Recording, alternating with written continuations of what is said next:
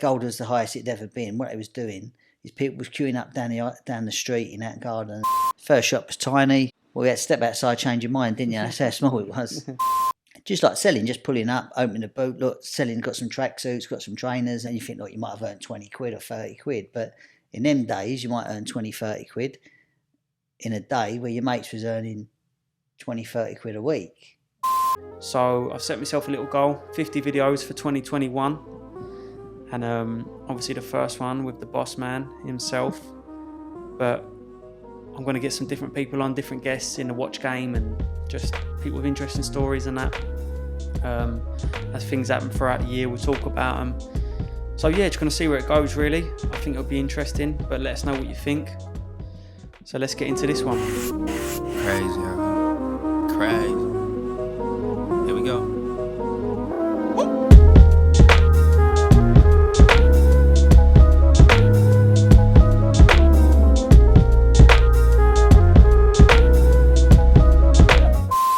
So, what's happening?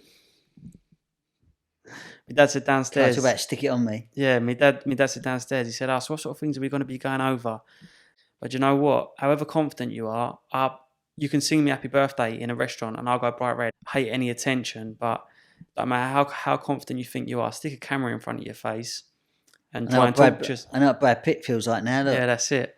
And try and talk to yourself, or trying to be as normal as you can. It's hard work. So, obviously, people follow us on Instagram and that, and all they see all day is watches. They don't really know too much about us or the business. So this is the kind of idea to get into the nitty gritty and just show the real side of it, the raw side of it.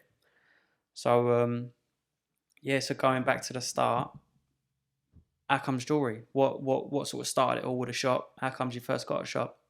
Look, the first thing I sold when I think I was 5 in the infant school, and my first school essay was like, what'd you do at the weekend? So I bought a gold cigar cutter off my dad for 3 quid and sold it to his mate for a £5. And when my mum picked me up from school, like, the teacher was like, we don't really understand what he's put here because it all seems a bit alien. Bullshit. Like, he bought a cigar cutter of all things and sold it to his dad's friend. He went, no, that's what Mum went, yeah, that's what he done. He bought it for 3 quid, gold cigar cutter, and he sold it to his dad's mate for £5. So that was a kind of upbringing, I suppose, that I had. Like, my dad was a wheeler dealer. He was like the real Del boy, should we say, wasn't he? But so I said earlier, and a proper character. I don't think as many of his friends come in that he didn't have a drink on. If they come and bought something. Yeah, he was like, the thing is, don't forget, in them days, business was a whole different thing to what it is today. There weren't no internet. Well, at that time, there weren't even mobile phones. So it's like you couldn't look up and see the price of something, or, let's Google it and see how much they sell for. No one knew. So if someone said, these are £5,000 or £50, most of the time, no one knew the difference. So, do you know what? That's mad you say that. That's just give me a flashback. I can remember being at a show, a jewellery show, and this would have been some time ago. I would have been young, but I can remember, which would seem mad saying it now. I remember Bijan, getting out his phone, his iPhone. This is when the iPhones was early. Looking on eBay for a watch price, and I was impressed. I was like, how good's that? Because before that, it was a bit of, not like a guessing game. He used that as a tool, didn't he? To see what the cheapest one was, see what the dearest one was, and what the average price was. So he knew that if he was going to buy it, as long as he give on the lower end, he was kind of probably safe. But I can remember being impressed by that. Yeah. Whereas now, obviously, even people that ain't into watches or ain't in the car industry, if you're looking to buy a car, you should have a look. The thing is, online. there ain't nothing you can't find out in about 30 seconds these days, is there? Yeah. So from that point of view, buying and selling in them days was one. Well, initially I used to. I mean, when I was at school, I used to take things into school to sell. Could be like, like a million kids had done, like sweets and cans of drinks and all sorts of stuff like that. And then fireworks. Maybe not fireworks, or maybe I did, but who knows? But no, you got things like. But I suppose when I first we've done all sorts of things. Like my dad had a dog racing track down. Like we had a farm in Brentwood, and he had a dog racing track down there. Used to have all sorts of nutty things like that, and I used to do like the tea stall, or take the money on the gate. Then I'd be over there. It's like you see people at the fair these days, where they're like 1 minute they're on the trapeze, next minute they're like doing candy floss, and they'll take the money on the gate at the same time. Do you know what I mean? It's like so my upbringing was that type of thing. It was always like I'd be like 8 years old taking the money on the gate. Do you know what I mean? So it was totally different. They're like the best lessons, or not the best lessons, but the best real way to learn, aren't they? Doing them real world experiences with people and with money, and you can't really teach that, can you? Yeah, I mean, yeah. So, but I suppose my dad always he always put great trust in us as such. So he always treated us more like a man than a kid. And I think a lot of that made a lot of difference. So we would like even go and do maybe sometimes a deal on his behalf. Like What do you mean? Like maybe made you grow up quicker? Yeah, because we was never treated like babies. Like if he had a yard, I might be 9 years old and have to go out there in the morning and sweep the yard. And my mum would be like, "Oh, don't make him do that. He's only little and all that." You go, "No, he's all right. Liven him up, wouldn't it?" Like, do you know what I mean? And then you'd be sweeping the yard and be going, "Dude, what are you sweeping the yard like that for? It'll take you about 3 months, right? Sweep it like a man, right?" And then he'd like show you how to sweep the yard. So, but you don't think it or realise it at the time. But what he's doing is he's making you a man rather than making you a soppy kid. At the time, seems like the worst thing in the world, but really it's doing you a favour. Yeah. So, but there was loads of lessons, I suppose, that he done where he was very tough and very hard with us. People think he used to give us this and give us that. That couldn't be further from the truth. I'm not saying he never bought us like motorbikes and things like that when we was kids. It was more tough love. But yeah, if you borrowed money off him, you'll know what day and what time he was getting it back. Or if you said, "Oh, I can do this deal," we wanted to be in the deal. We didn't want to lend you the money for the deal. We wanted to be part of the deal. Do you know what I mean? Yeah. So it was like nothing was free. Yeah. But there's... I was going to say, if you've got any deals you've done with him, you can remember that are funny or memorable. Well, one time he bought some hoovers, right? And at the time, people might think hoovers, that's a bit mad. But he bought a lot of hoovers. And at the time, there was a fortune, right? Anyway, so... And bear in mind, in them days, people even had a video recorder, or video recorders just come out. So it wasn't like, oh, everything was state of the art. So electrical goods was dear. And he had these hoovers and that. So anyway, so I might have been 9, 10 at the time. And he said to me, "Do you want to buy an hoover?" I went, "Not really, Dad. No, what do I want an hoover for?" And he went, "Because it's cheap." I went, "Well, how much is cheap?" So he went, "Well, look, it's the last one left. You can have it for 15 quid. But like really state of the art, latest hoovers out, blah, blah." So I went, he said, "But the thing is, the deal is you've got to pay me now."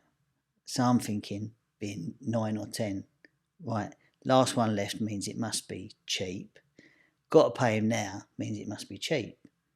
So I'm thinking, all right, so I went in the bedroom, got me money out the drawer, paid him for the hoover. His mate come round later in the day, and I thought, God, this would be earn a few quid here. So I said, "Hey, John, do you want to... I'll tell you what, I've got your wife, I love it. I've got the new latest hoover out." He went, "No, I bought some off your dad last week."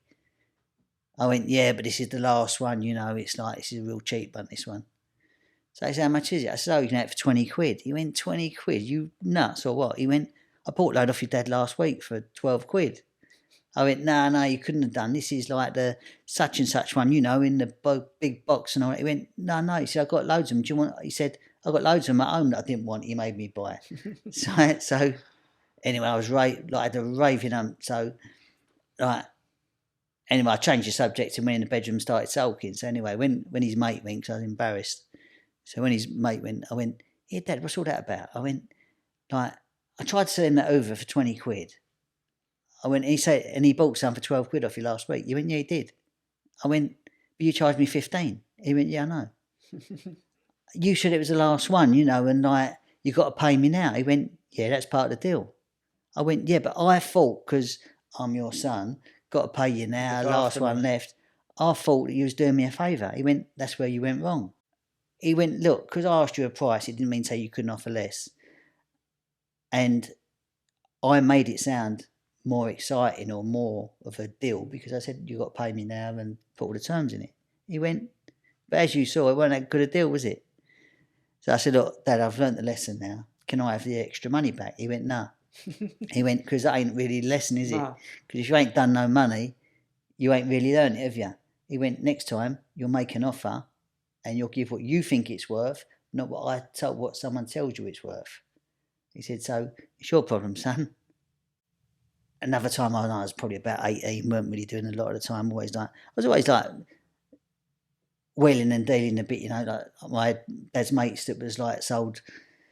One for in particular used to do a lot of sportswear clearance and that. So I used to buy his ends of line. So he might buy 5,000 or something, and I'd buy his last 50 or 100 of it. And like I'd drive around car sites, building sites, things like that. Just like selling, just pulling up, opening the boot, look, selling, got some tracksuits, got some trainers, and like you might like earn £2 a tracksuit or a £5. So that's what I used to do. But in them times, what the difference was, when you used to go around selling, if you go to a car site, bear in mind, you're meeting the people, and this is when, which you don't realise at the time, this is what comes with building relationships and getting on with people and stuff over the years, and now you meet and accumulate lots of people you know, friends, customers, whatever. And so what you used to do is to pull up, and because I was only a young kid, like I was driving, so if I was, say, 18, I looked about 14. So you'd go in there, and I'd go in there with like my shirts or tracksuits that I was selling, and because the car site owners and that was getting a few quid at the time, they'd be like, oh, what you got, Rick? And I go, I've got these shirts, I'll give us one in each colour in a large, whatever. And they go, oh, Jim, would you want like the car washer fella? And I'll give him a couple of shirts. And so like some days you'd think, God, I'm a selling machine, like I'm going in, and you think like you might have earned 20 quid or 30 quid. But in them days, you might earn 20, 30 quid in a day where your mates was earning 20, 30 quid a week. So it's a whole different thing. So, but then you'd have days where you wouldn't sell a thing. And you'd think like you'd gone from being a selling machine, thinking you're the best in the world, to all of a sudden to not taking a penny. Yeah, you couldn't sell a £5 note for £3. Yeah. So, but the rejection and the pulling up, getting out, speaking to people, and all that sort of stuff was, you don't realise at the time, but it's really great training or help for later on, because it just makes it a lot. I mean, look, blocks, isn't it? It's learning. Yeah, well, look, doing this sort of stuff ain't comfortable for me, as you know. But at the same time, if it's easier for me to talk to people than it is to talk to this, but all those things was great learning things. And I suppose if you can sell anything, whether you're selling trainers, whether you're selling a watch, whether you're selling a block of flats, it's the same thing. Selling a Rolex is probably easier than selling a parcel of shirts in the pub. Yeah, so I got into the jewellery, I suppose, by when I was a kid. My dad used to go down out and garden quite a bit, and I used to go down there, especially in school, I did that a couple of times a week. And there was a period of time, I think it was in the... How old was you? How old you talking? Like young, like... I don't know, I'm guessing I was probably like 10, 11, something like that, not old. And I'd go down, and his mate had a shop down Greville Street, and he used to sit down. He used to sit at the back of it, but where gold was the highest it'd ever been, what he was doing is people was queuing up down the street in that garden and scrapping their gold. But because it was like the all-time high, and like everywhere was running out of money. It was 2008 sort of thing, probably. Yeah, same sort of thing. Yeah, it was like the same thing as that. So me and my dad used to sit there, look through the scrap they was buying, but because they was buying so much, they was like running out of money every like couple of hours, and they was like going to scrap it, get more money. But my dad used to sit there buying bits and just giving just over scraps. It might be like 10 or 20 pence. Cherry picking bits you could sell. Picking the best bits out, and then you'd take and sell them, because gold was still like for me my dad to sell a gold chain was easy. So yeah, so I used to buy all that sort of stuff. So that I used to be interested in that. So I used to go down there, do that, and sort out with him. So that's probably how my interest first come about. And then I also noticed that as I got a bit older, that the people that seemed, I noticed with my dad's mates and that, the people that seemed to do better was the ones that concentrated on one thing and tried to be good at it, rather than doing loads of things and being good at none of them. What do you mean, just one business? Like one business, yeah, like concentrate on trying to be good at that, or just sticking your focus into one gaining thing. Knowledge, gaining stock, just trying to build up, do something, just concentrating on something. So could be an interest in the jewellery, and that was something that I thought was a good thing to concentrate on. But I mean, before that, before the shop and that, I used to like sit in the pub and I used to have like, well, I used to sell all sorts of things. I'd have like boxes of chocolate stacked up either side of me like that. And everyone used to come in, used to buy like 3 boxes of chocolates for a tenner or something, whatever it was at the time. And then, but I used to have like a jewellery roll with chains and bracelets in it. And then like, people would come in and be like, oh, John, what you bought your nan? Dave, yeah, what about this for your auntie or your girlfriend or something? So, but I used to like sell bits and pieces. Look, never used to earn no fortunes, but at the same time, I might earn more money in a day than some people earn in a week, which was a good thing, which obviously still weren't no big money, but it was, and not that, it was fun. You was in the pub, you was having a beer. You're having a laugh, and, cool, sure. And selling bits. It was like, and you're having a, like you say, you have a laugh of a bit of laugh and that when you're doing it and whatever. So, and then some years later, we ended up getting a shop, and then first shop was tiny. Well, we had to step outside, change your mind, didn't you? That's how small it was. But we had, but when we was in there, because never really had no stock money or no. I had some stock because I knew I was getting a shop. You start like kind of trying to get a few bits to put in there, and then like you borrow a few bits to put in there off of people you know and that. And then I borrowed my mum's jewellery to put on display, just to fill up a bit of room. And then you buy like, say for instance, you buy like some trays of silver chains because like at the time silver was cheap. I mean, it ain't dear now, but silver was cheap. So I think silver was about £3 an ounce at the time. So you'd buy a load of silver chain. You spent a couple of £100 on silver chain. It just looked like you was like stacked out with it. You might get 50 silver chain to one gold chain. Yeah. So we used to, so we'd done that. And then even with my mum's stuff in there, people would go, oh, that's nice. How much is that? And you go, oh, that one's reserved, but we'll have to get you one. We can give us a deposit and we'll get you one. And I might go to Hatton Garden, go and get one the same or similar or whatever. So that's how you do. But one thing, I remember my dad saying to me, I was going like, oh, Dad, look, I ain't really got enough money to start a jewellery shop and this and that. He went, listen, you start with whatever you got. Whether that's nothing or whether it's something, you have to start. Because if you don't start, you won't wake up one day with a jewellery shop full of jewellery. That ain't how it works. So you start where you start, and whatever that is, it is. And so for that, like I say, my dad was very, very hard with us, but I thank him for that now. He ain't here now. We lost him recently, didn't we? But so I think as hard as he was, the difference is they make you into a man rather than being a kid for your whole life. So that is. You think they're being hard at the time just for the sake of being hard, but yeah, but they're all good lessons. He always used to joke and say to me, he'd say like, "Oh, you do all right, don't you?" I go, "Yeah, I do all right, Dad." Yeah, you go. That's how I made you, son. Right? He went. That's. I go, Dad. Look, it might have been a bit of me and all. Yeah. I went. I do think it was me that's been in the shop 60-40. all these years. But look, it's a big input from you. Yeah, definitely. But he'd go, "Nah, it was all me that was." Right? And he'd like kind of laugh. But so you got your first little shop.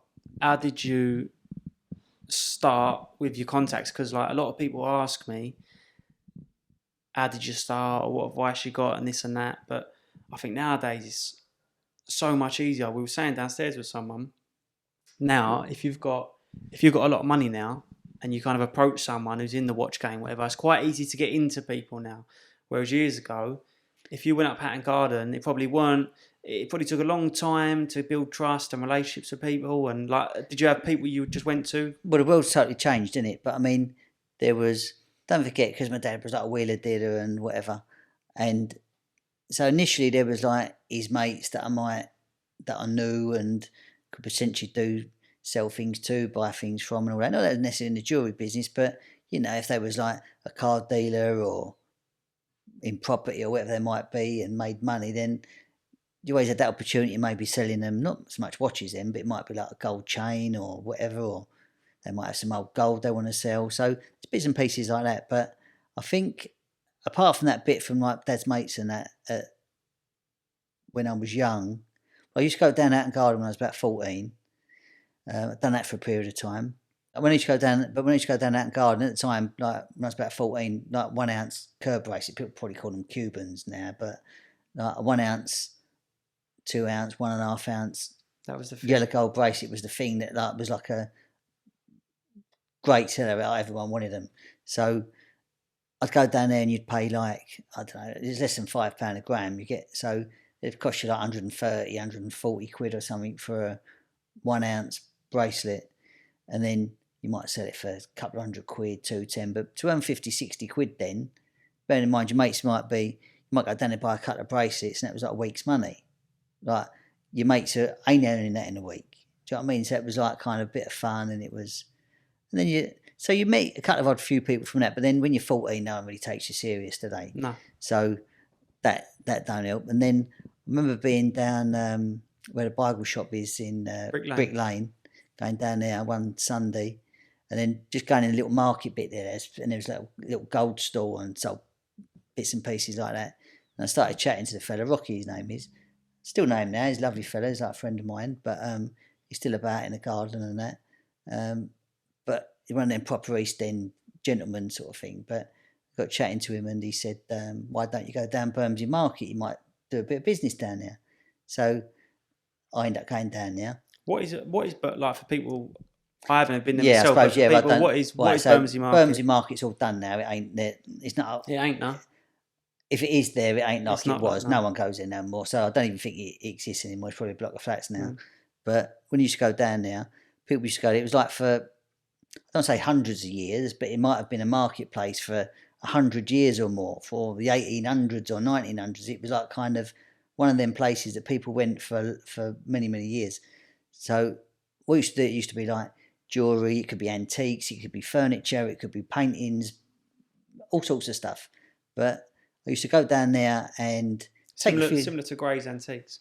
Yeah, a bit So like people that. had stalls and stuff. It was a lot of traders. Yeah, it was like that. But then don't forget, it was like very early morning. People used to get there like the night before, 2 or 3 in the morning. I used to go down there about 6. But you'd go down there and there'd be like, I'd take some bits down there to maybe sell. Because I had the shop at the time. This was probably when I was about, don't know, it might have been, I was young, or maybe 19, I was 20, I can't remember, 18, 19, 20. But used to go down there and take a few bits to either sell or swap or whatever. But then at the same time, I used to like buy some bits and pieces to put in the shop and vice versa. But then like down there, so there was obviously Rocky and that I knew. And then my mate Terry, that's where I first met him. So that was like 30 odd year ago or something. But I remember going around like this little box of rings that was like, well, you scrap better these days, but at the time that was like kind of a bit of your stock. Cream stock. Yeah, there's probably like 500 quid worth of 300 quid, 500 quid worth of rings if you sold the lot. But you'd go around there and might be get 30 quid or 50 quid or something for a ring and earn a tenner or a score or whatever you'd done. But then what you ended up doing was I'd end up, because you've got to try, because you don't really know no one, you're trying there used to be hundreds of stalls down there. And there was like an inside and outside bit. Terry used to be in the inside bit. More of the jewellery people used to be in the inside bit.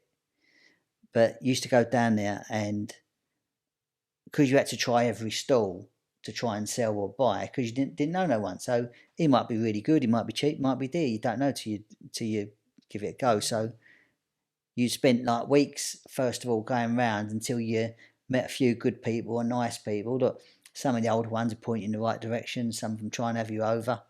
So, like, in one way or another, they'd either think, like, try and get something off you double cheap because you didn't understand it or whatever. But the good thing about that is you learn a lot. So, because like, a lot of things are, part of them is knowledge, instinct's another thing.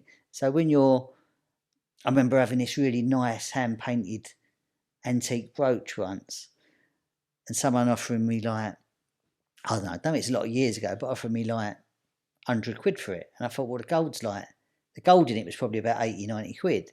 And I was thinking, this is an antique brooch with a hand-painted, really pretty kind of portrait on it. How can it be worth only 20 quid more than... Now, I didn't know what it was worth, but what I did know was try and find me another one for the same money. So someone tried to get off me for 100 quid, someone 80 quid, 710 quid. So I went somewhere, I thought, I didn't have no idea what it was worth. So I said, someone said, how much is it? I said, I want 350 quid for it. And they went, would you take 250?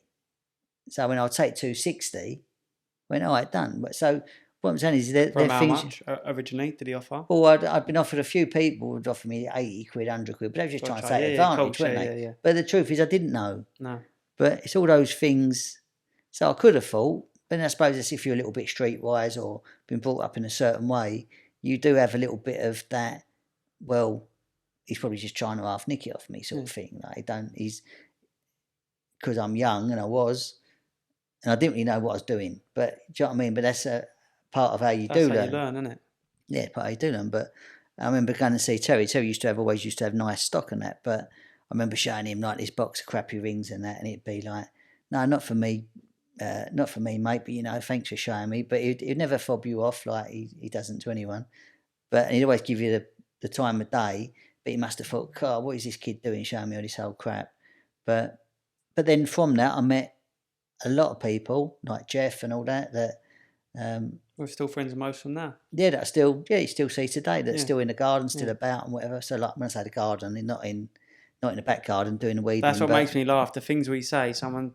You said earlier, what did you say? You said, "Oh yeah, him. He's still in the garden now." Probably as a geezer in your shed or something. Yeah, no. That's so whenever we say the garden, we mean Hatton Garden. That's Hatton Garden, you just say the garden. So I don't know. Whilst I didn't know what we was going to talk about, and neither did you. But whilst we ain't got much more time. Whilst we're on talking about starting up the shop and the first shops and the markets and that, what sort of things that sticks in your head from starting out? Any stories or things you remember about the shops? Or people think that you open a shop and you've got a load of like it's full up with jewellery. Like you get jewellery. I want a jewellery shop, so you get a shop and then you open the door and it's full up with jewellery. That ain't obviously the case. It takes years and years of like making money, trying to make money, learning, meeting customers, meeting people that you buy from. Like there's so many aspects to it. It's like people, but look. No business that's any good generally is an overnight thing. Look, exception maybe internet now, someone's fantastic on YouTube or something like that. It's a different world now. But yeah, but they still never talk about. But to build a business, there ain't no easy. If you're starting from nothing or next to nothing, and like there ain't no easy shortcut or way to get there. So it's a lot of time, a lot of work, a lot of effort. That's why I wanted to do these, because. That's what I'm saying. No one talks about that stuff. Not that. Listen, I want to make them positive and talk about all the good stuff, 100%. But I want to talk about everything. I want to talk about the good points, the bad points, and I think a lot of people, right? Most people are lazy. More people will find a reason not to do something than do something. Of course, it's easier to find a reason not to do something than do something, because doing something generally means work, effort, time. Well, sitting in front of the TV is easy. That's why everyone does it, isn't it? But how many days do you reckon you've had off ill in 30 years? About a week. Probably a week in total. Yeah. When it's yours, if you're sitting indoors laying in bed, you ain't getting paid. The mortgage ain't getting paid. The shopping ain't getting bought, right? So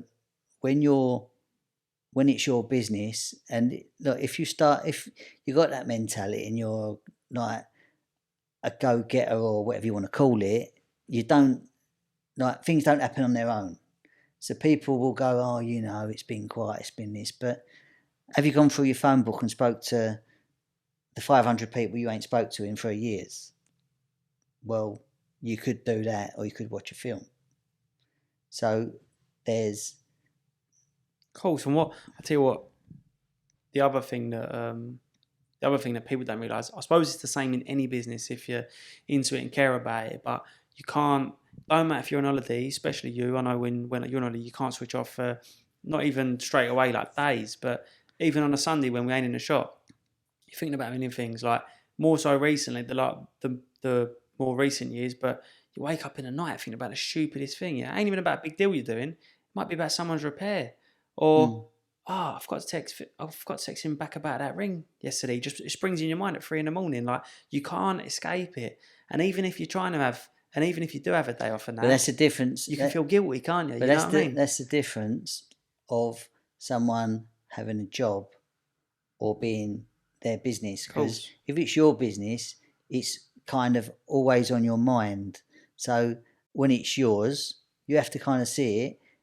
Any problem is my fault, for instance. So that's how you have to see it. So, because who else can someone blame? So yeah, we've got staff and whatever, but at the same time, ultimately you have to take responsibility for what's going on. Look, you wouldn't have people work with you, for you, whatever, if you could do all the jobs yourself. And the thing Cool. is, you'd be too small a business to have everyone like to do all the job yourself. You ain't enough time. Well, you And can't do everything.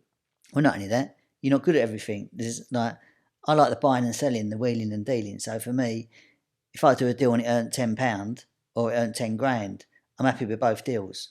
So yeah, I prefer the 10 grand ones, but I'm happy with both deals. So for me, it's the buzz fun of the deal. and of course, the buzz of the yeah. deal of meeting people Yeah. and growing and of course. So it's 20:20. We've got to finish up. Thanks for coming on your own podcast. Thanks, Nick, for letting me. I didn't know what we were going to talk Well, it's your about. podcast, I'm just on it. It can be both our podcasts if. All right, we'll if share you it.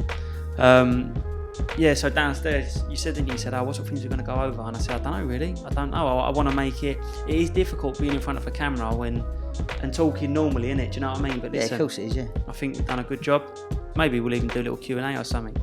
But Only easy questions, please. thanks for watching. And like I said, we're going to get about one out a week. So let us know what you think. We'll see you soon.